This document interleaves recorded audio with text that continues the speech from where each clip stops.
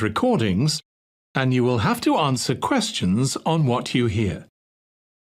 There will be time for you to read the instructions and questions, and you will have a chance to check your work.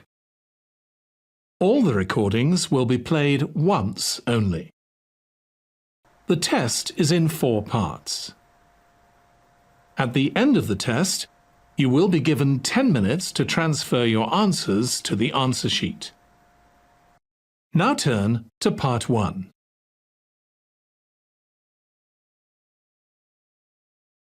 Part 1.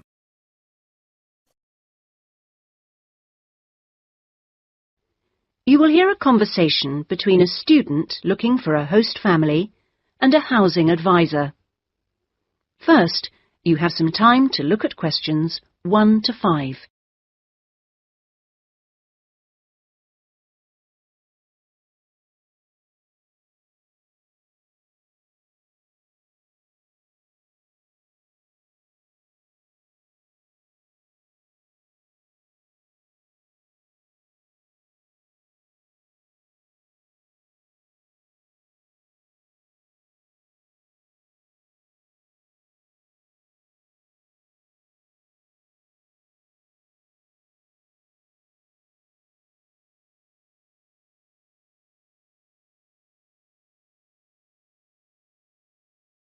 Listen carefully and answer questions 1 to 5.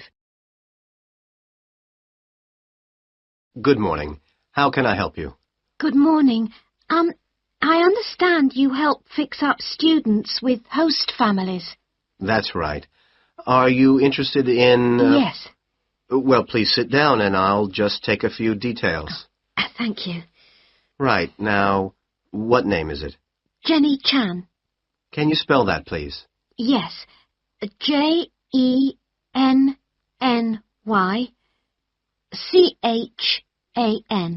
Right. And what is your present address?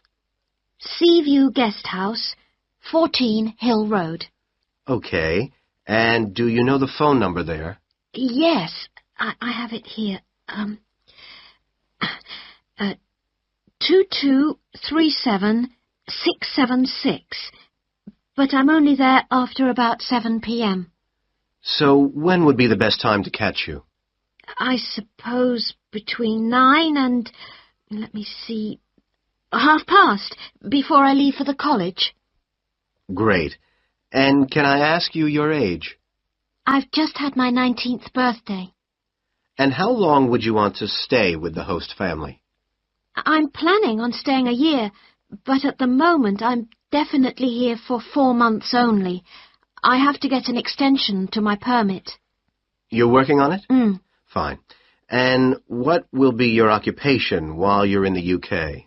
Studying English? And what would you say your level of English is?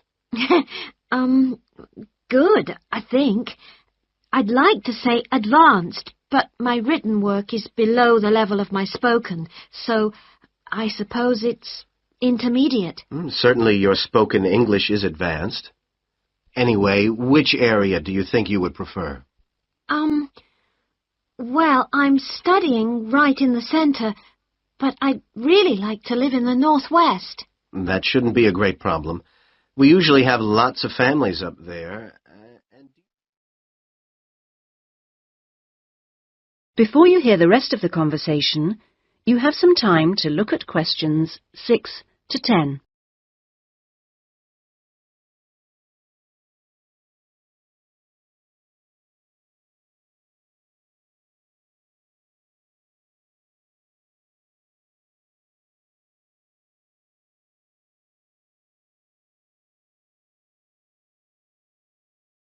Now listen and answer questions 6 to 10.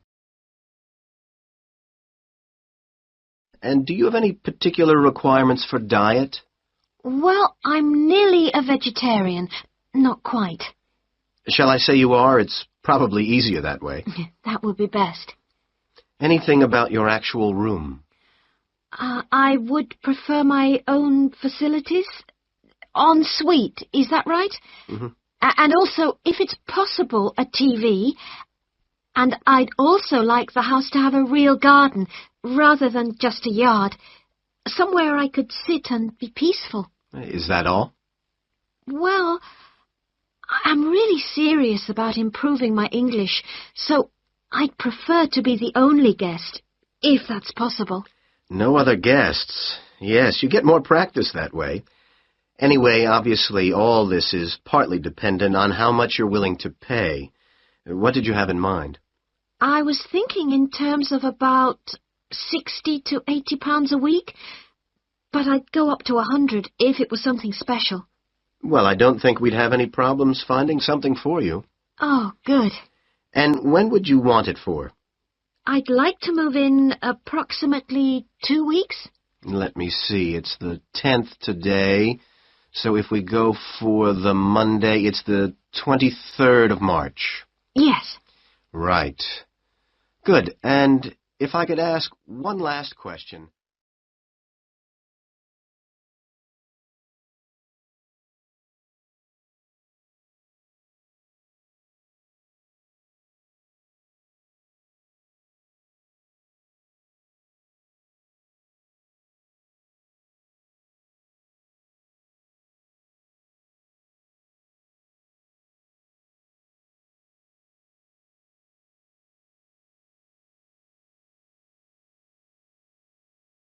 That is the end of part 1. You now have 1 minute to check your answers to part 1.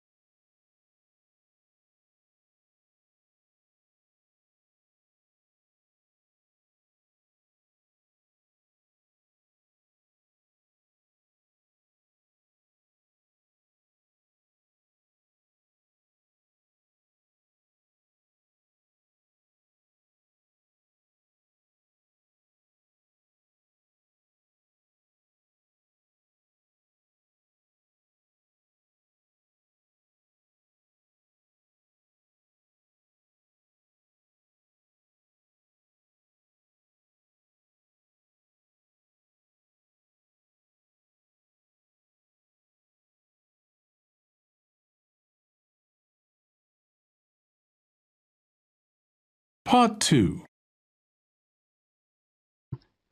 You will hear a speech by an official at a meeting of a local football club at the start of a new football season. First, you have some time to look at questions 11 to 17.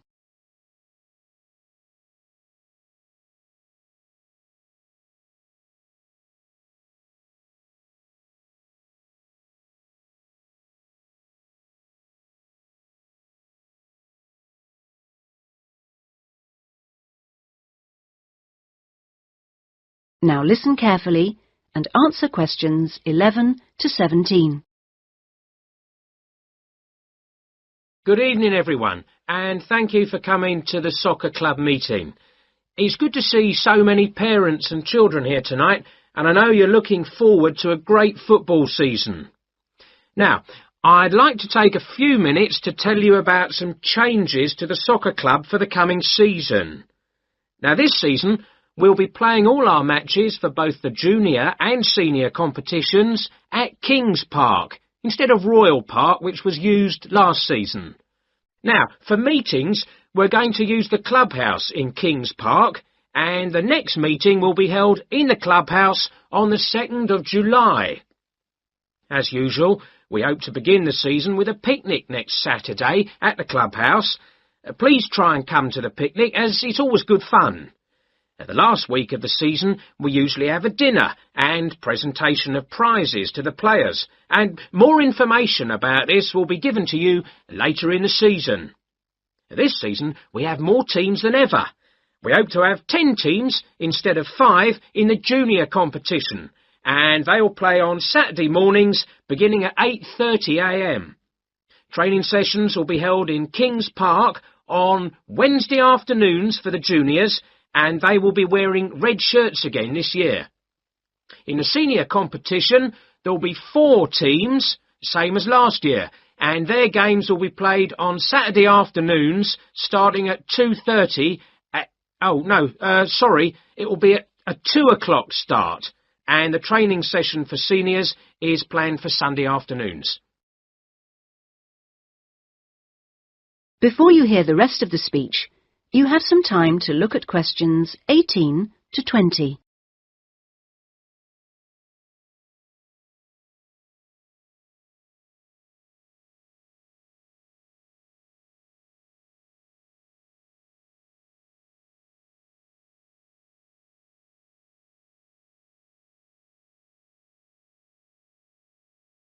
Now listen and answer questions 18 to 20. Now, I'd like to introduce you to the new committee for the soccer club for this season. Firstly, let me welcome Robert Young, the new president, who will manage the meetings for the next 2 years. Robert's son has been playing football with the club for over 5 years now, and many thanks to Robert for taking on the job of president. Next, we have Gina Costello. She's the treasurer, and she'll collect the fees from you for the season. Please try and give Gina your fees as early as possible in the season, as the club needs the money to buy some new equipment. Then there's David West, who's volunteered to be the club secretary, and one of the many jobs he'll have is to send out newsletters to you regularly. If you have any information that may be useful, please let David know so that it can be included in these newsletters. Also, I'd like to introduce you to Jason Dokic, who is the head coach. For all the new members here tonight, this is the 3rd year that Jason has been with us as head coach, and we're very lucky to have such an experienced coach and former player at our club. He will continue to supervise the teams at training sessions and on match days. Now, before we finish and have some refreshments, does anyone have any questions they'd like to ask the new committee?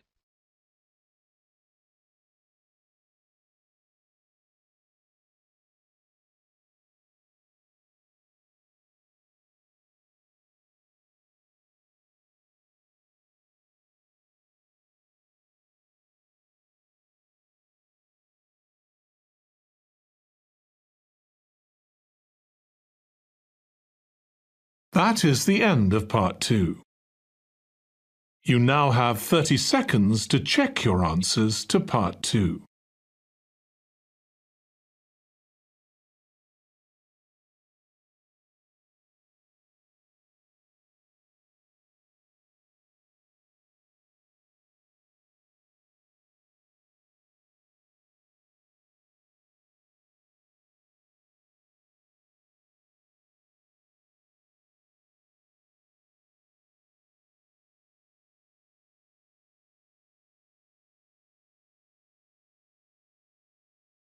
Part 3. Listen to the conversation between Bill and Anne, 2 students who are discussing the talks they have to present to their social psychology class. First, listen to the first part of the conversation and answer questions 21 to 25. You now have some time to read questions 21 to 25.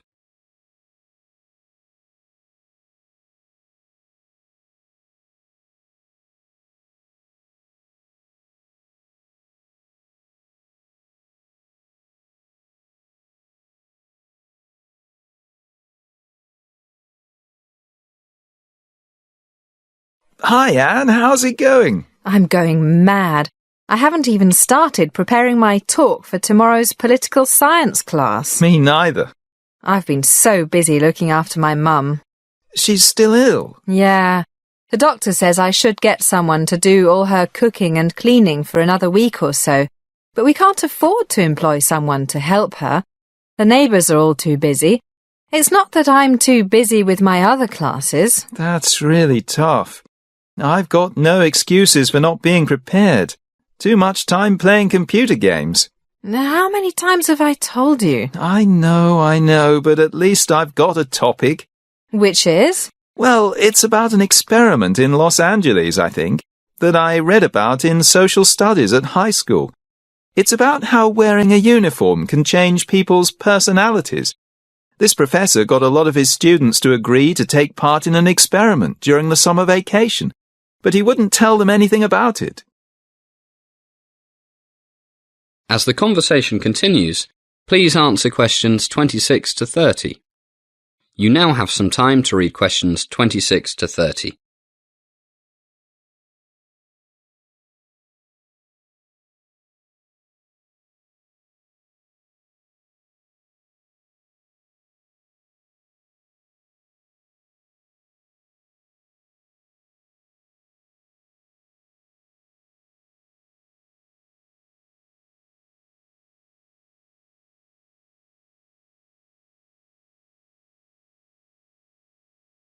Can you remember the professor's name? No, but I think he was from the University of California at Los Angeles.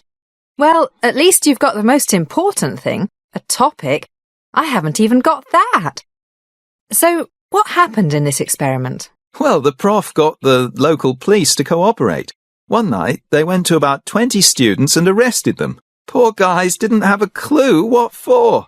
And they didn't know it was the experiment they had volunteered for. They had no idea. And it had been weeks since they volunteered for the experiment. Anyway, the cops took them to a school building that had been made to look like the inside of a prison or a police station. Can't remember. It's not important. And what happened then? Did they get charged or something? Don't know. They must have been told something, but that's not the main thing. Which was? Well, what they didn't know was that about 8 other students were waiting at the police station, or whatever it was, dressed up as prison guards. Hey, now I think I read about that ages ago. The experiment took place in the early 70s, and the students dressed as prison guards were told to act like prison guards. I've just thought of something. Did the arrested students know the other students? I don't know. I wouldn't have thought so. No, different schools, because otherwise the ones who thought they'd been arrested might have realised it was the experiment they had signed up for. Guess you're right. But then what happened? Remember? Yeah, the guards really got into it and started treating the other guys like they see on the movies, making them do press-ups, cutting their hair really short, not letting them sleep. A real power trip. The poor guys were terrified. Yeah. The experiment was supposed to last for a week, but things got out of control, remember? The guys who thought they were prisoners, not guards, started having nervous breakdowns. Hey, look at the time. I gotta go. At least you've got something to talk about. How role-playing can get real, especially when we put uniforms on. Yeah, and the students were normal, nice guys. Who didn't waste time with computer games.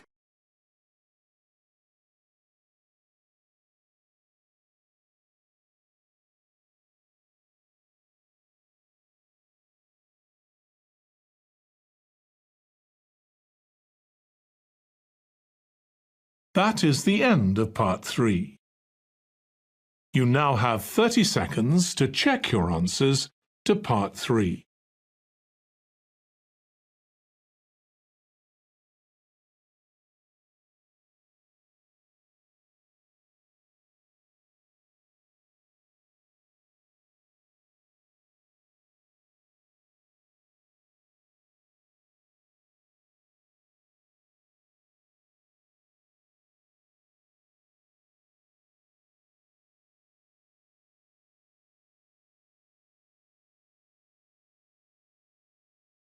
Part 4. You are going to hear a lecture about sales and marketing. You now have some time to read questions 31 to 40.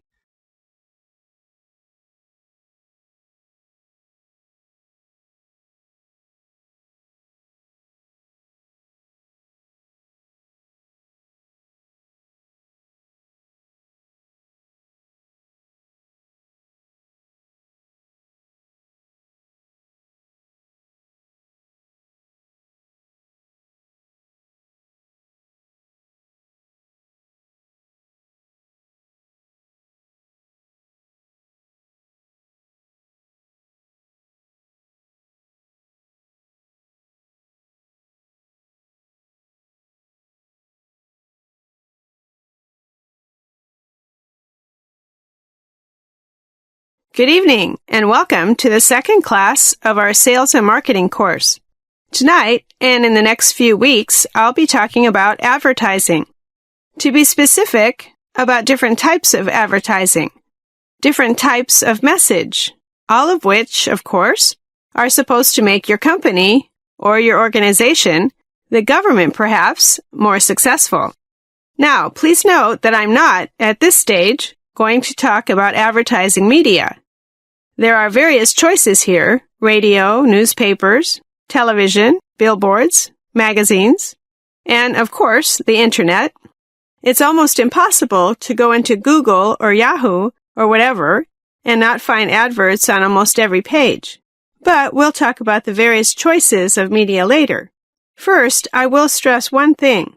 Advertising can be expensive. Whether you are a small business, an NGO, or a multinational corporation.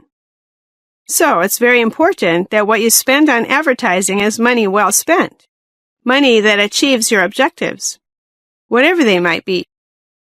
The ads must be cost-effective. It is therefore essential to use the right type of advertising with the right message that make it effective.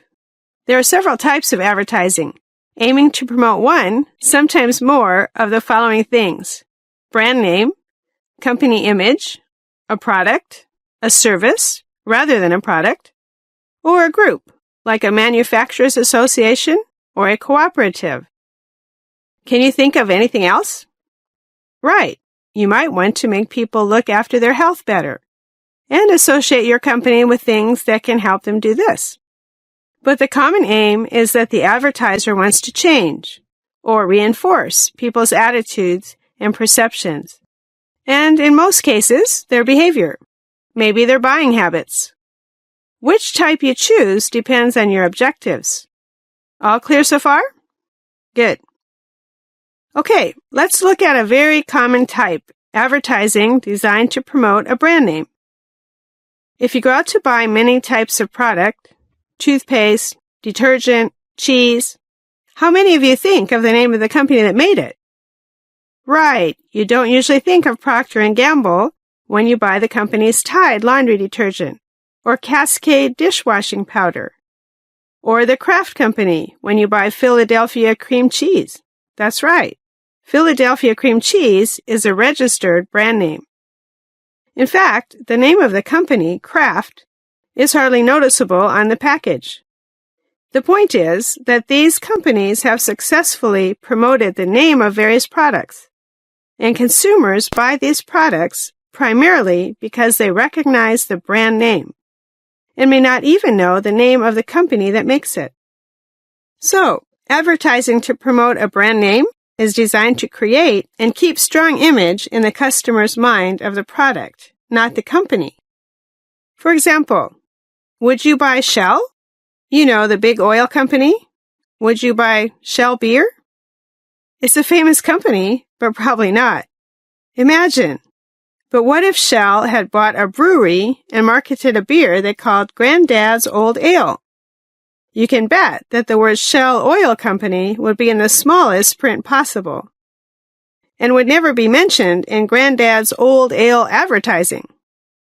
But when you buy a can of Shell oil or some gasoline, the word Shell is big and everywhere. So, there's nothing better than a good brand name. Now, let's look at another type of advertising. Advertising that is designed to promote a company image. Imagine you've started a new company. You might want to start by getting the company name known first, before you worry about advertising your products and services. One company that did this was in San Francisco, the San Fran Video Store. The managers decided to promote the company name rather than promote the videos they rented out. They put small ads in local newspapers that simply said, San Fran Video Store, a great selection of movies. And they also had people handing out little cards with the same message on them, plus a list of the store locations. So they didn't spend a fortune on advertising. They put most of their money into making sure they had a great selection of movies. And it worked. They started with 4 stores in 1995, and now they have, at last count, 27. Now, can you think of examples of companies advertising both a product and the company name in the same advert? Come on, you must be able to think of one. What? That's right, a good example. Makers of luxury things like perfume and fashion. For example, when Chanel brings out a new perfume, the advertising message is always something like, Nightlight by Chanel. This almost immediately gives the new perfume a good reputation because it's by Chanel, and also reinforces perception of the company name. So, the different types of advertising might not be mutually exclusive. The important thing is that the objectives must be clear, mutually supportive, and not contradictory. Another type of advertising is designed to promote a service rather than a physical product. But our time is up, so we'll leave that till next time. Good night, everybody.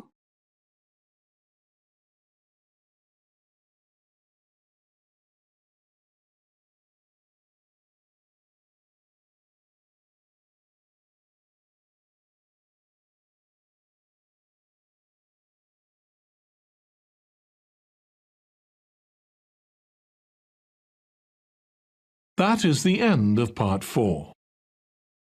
You now have 1 minute to check your answers to Part 4. That is the end of the listening test. In the IELTS test, you would now have 10 minutes to transfer your answers to the answer sheet.